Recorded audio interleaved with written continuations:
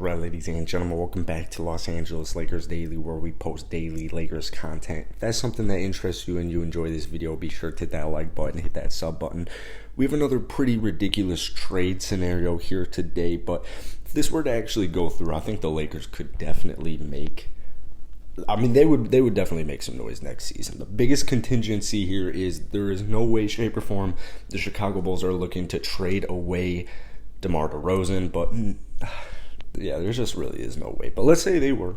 Anthony Davis has expressed interest in going back home to Chicago. So in this trade, the Bulls will receive Anthony Davis, THT, Kendrick Nunn, and the Lakers receive DeMar and Caruso. So you get Alex Caruso back, so you get some much needed depth on the defensive side at that position, at the guard position. So Alex Caruso coming home, that would be huge for the Lakers. I can't believe they let him walk in free agency and let him go to Chicago. That was definitely one of their bigger mistakes. Now, you're getting DeMar DeRozan, who obviously DeMar's a stud, but the Lakers defensively, you're losing a ton of pieces. Dwight Howard at this point in the Lakers season's basically in Frank Vogel's doghouse. Haven't really seen him play the last 2 weeks or so that much. So you're gonna have to make some moves in free agency because you're losing AD, you're losing THT. So next year as far as big men on your roster go, you have maybe Dwight Howard, maybe. So the good news for the Lakers is if you were to execute this trade, if the Bulls for some reason were like, all right, DeMar and Alex Caruso, we're done with you, which makes zero sense.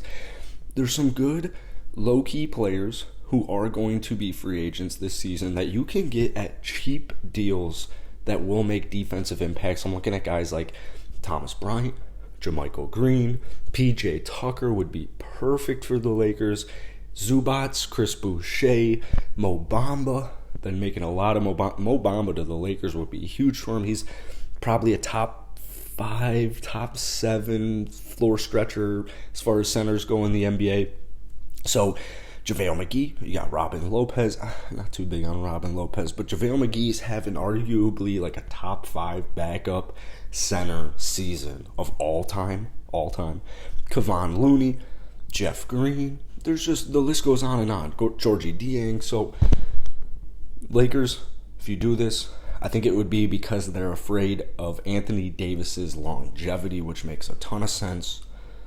Dangling out THT, dangling out Kendrick Nunn. But like I said, I don't think the Bulls would do a trade like this. I think something would have to happen, like, I don't know, maybe like LaVine leaves in free agency, something like that, or maybe DeMar. I think in order for something like this to happen, I think DeMar would have to express some type of frustration, which I don't think would happen at any point in his Bulls career, especially considering his contract, playing in Chicago, playing alongside LaVine, playing with Vucevic.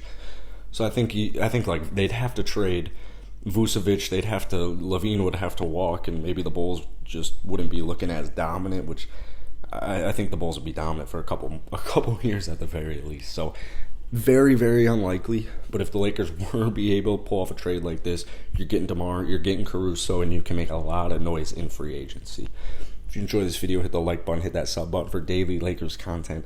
I'll see you guys later.